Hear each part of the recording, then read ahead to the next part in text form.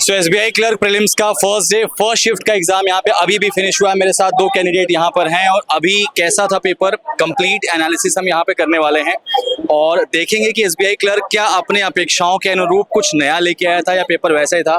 कैसा गया paper sir? Paper overall easy था। अच्छा, एक गुड अटेम्प्ट 80 के राउंड हो सकता है। 80 अटेम्प्ट आपने करे? आपने कितने करे?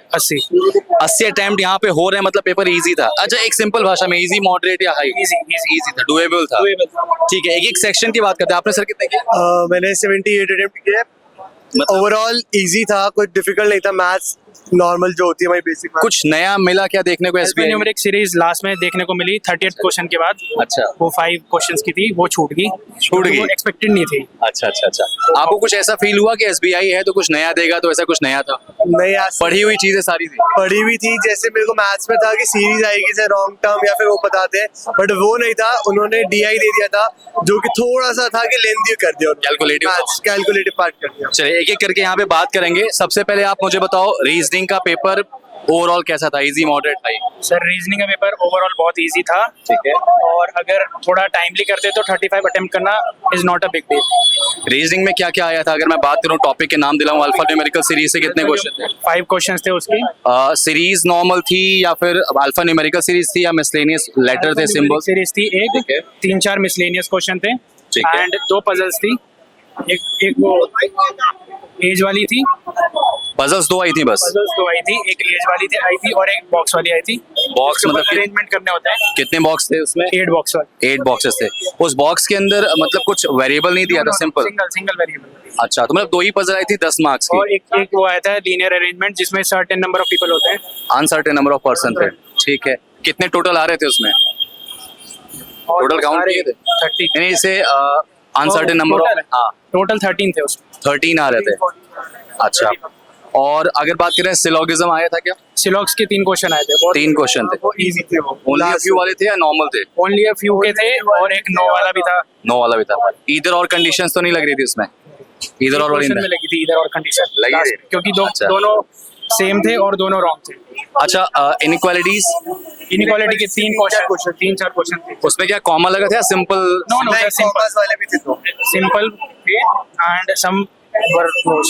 अच्छा, ऑलराइट। और डायरेक्शन डिस्टेंस?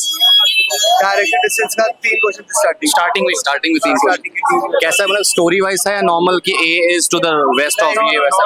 नॉर्मल था। ए बी के रिस्पेक्ट में बी, सी के रिस्पेक्ट में सी। मतलब वही वाला था ना? उससे 3 क्वेश्चन आए थे। और ब्लड रिलेशन से? नहीं, ब्लड रिलेशन एक भी नहीं आया था।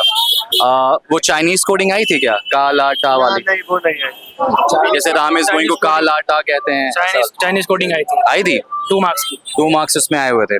और रैंकिंग से क्वेश्चन था, कंपैरिजन वाला क्या कि ये इससे बड़ा है, छोटा है, उम्र ज्यादा कम है, ये वाले नहीं आए थे। मतलब ओवरऑल रीजनिंग डुएबल थी। English doable. और एक बार जरा क्वांट का मुझे बताओ, क्वांट का, क्योंकि सबसे ज्यादा परेशान बच्चे क्वांट और इंग्लिश में ही होते हैं। एक्चुअली क्वांट में एक कैसलेट आ गई थी। कैसलेट तो बहुत कैलकुलेटिव थी। वो 1 मिनट बाद पता चल गया था कि वो नहीं हो सकती। स्टार्टिंग में थी वो 4-5 क्वेश्चन स्टार्टिंग में थे, तो वो मैंने स्किप ही करे थे एंड तक।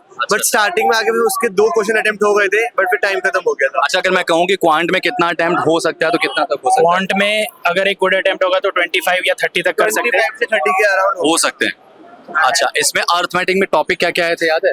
अर्थमेटिक में मिक्सचर एंड एलिगेशन से आया ठीक था, है। बोर्ड से आया था। ठीक है। एंड टीएसडी से एक आया था। टीएसडी से एक आया था।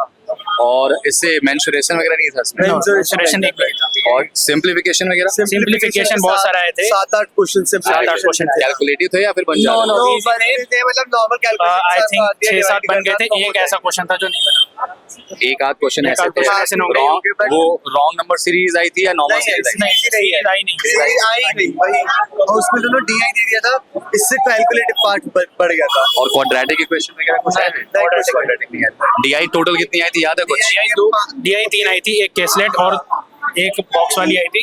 अच्छा, एंड एक ग्राफ था, टेबल ग्राफ था, और एक नॉर्मल बॉक्स वाली होती है जिसमें डेटा होता है डायरेक्ट। एवरेज, और सारे क्वेश्चन उसके ड्यूरेबल थे, बट कैलकुलेटिव बना दिया। अगर सीरीज होती तो वही था कि बच्चा 30 प्लस कर सकता था अटेम्प्ट, बट उसके वजह से 25 प्लस। तो फर्स्ट शिफ्ट देने के बाद क्या समझ में आ रहा है कि कट ऑफ हाई जा सकता है? हाँ, कट ऑफ तो टफ हाई क्योंकि पेपर इजी आया था। क्योंकि इजी था। मैम इंग्लिश का?